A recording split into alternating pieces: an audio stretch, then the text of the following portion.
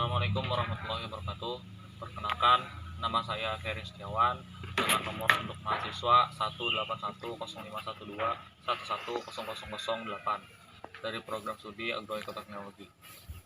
Jadi hari ini saya akan menemukan bagaimana caranya melakukan salah satu dari metode perkembangbiakan atau perbanyakan tanaman secara vegetatif, yaitu stek batang. Pada hari ini tanaman yang akan kita uji coba adalah tanaman budak atau lebih sering dikenal dengan tanaman suji. Jadi tanaman suji biasanya dilakukan perbanyakan secara vegetatif, yaitu stek batang. Kenapa kita pilih salah satu metode yaitu stek batang? Karena stek batang memiliki beberapa keunggulan, yang diantaranya adalah yang pertama, stek batang memiliki kemudahan dalam pengaplikasiannya. Yang kedua, tidak memerlukan keahlian atau keahlian khusus yang perlu dimiliki oleh seorang petani untuk melakukan stek batang. Dan yang ketiga, yaitu tanaman hasil perbanyakan stek batang memiliki keragaman yang sama, dan juga tanaman hasil stek batang memiliki sifat yang sama dengan induknya. Tidak hanya kelebihannya saja, salah satu kelemahan dari stek batang adalah sering ditemukan bahwasanya stek batang gagal karena terjadinya kebusukan pada batang tanaman. Yang ingin saya jelaskan lagi di sini adalah bagaimana caranya stek batang bisa dijadikan sebagai salah satu perbanyakan vegetatif.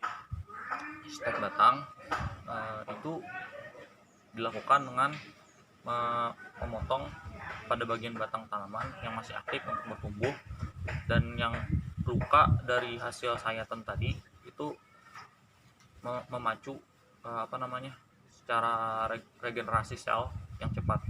Pada dari itu kita menggunakan stek batang, yaitu dengan memotong batang yang aktif bertumbuh, lalu saat itu kita tanam ke tanah.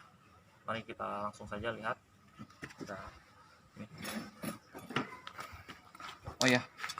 Alat yang kita gunakan untuk hari ini adalah yang pertama yaitu parang kecil, dan yang kedua golok untuk menggali tanah.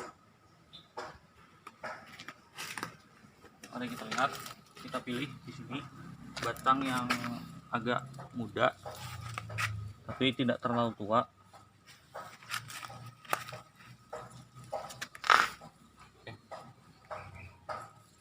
Ambil saja satu.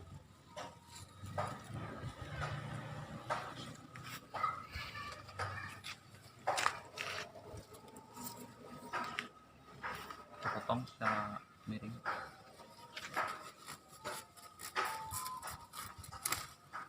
Oke guys, kita buang sedikit daun-daunnya untuk bisa ditanam.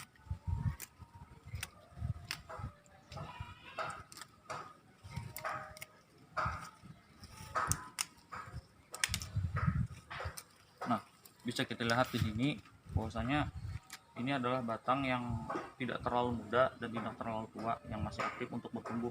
Nah, di sini ada jaringan meristem apikal yang aktif bertumbuh, yang nantinya akan berdiferensiasi menjadi akar-akar dari tanaman.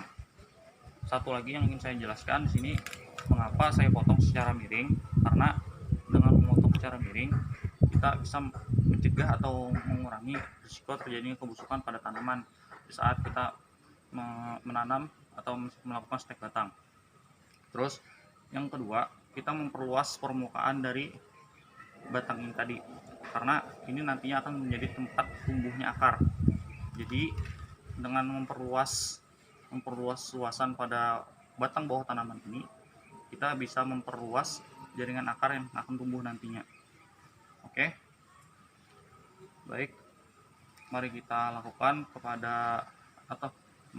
mari kita lakukan untuk penanaman langsung saja. Oke, kita sudah di sini dengan media tanam yang sudah kita siapkan tadi. Kita pilih media tanam dari tanah pupuk beserta tanah liat sedikit, yaitu tanah yang kita gunakan untuk media tanam, yaitu seperti ini.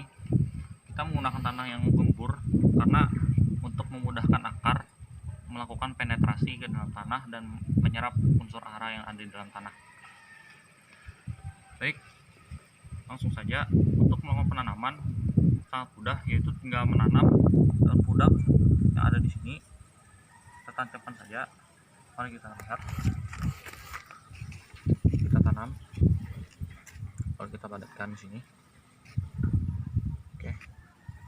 Kedalaman tanah atau ketinggian pot yang kita gunakan adalah 10 sampai 15 cm. Setelah dilakukan penanaman, kita lakukan penyiraman sebagai nutrisi awal pada tanaman.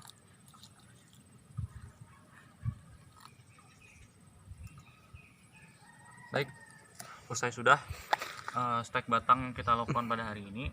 Semoga nantinya hasil dari stek batang ini bisa tumbuh dengan baik, dan semoga video yang saya buat untuk hari ini bisa bermanfaat. Salah hilap mohon maaf. Saya ucapkan wabillahi taufiq wal hidayah. Wassalamualaikum warahmatullahi wabarakatuh.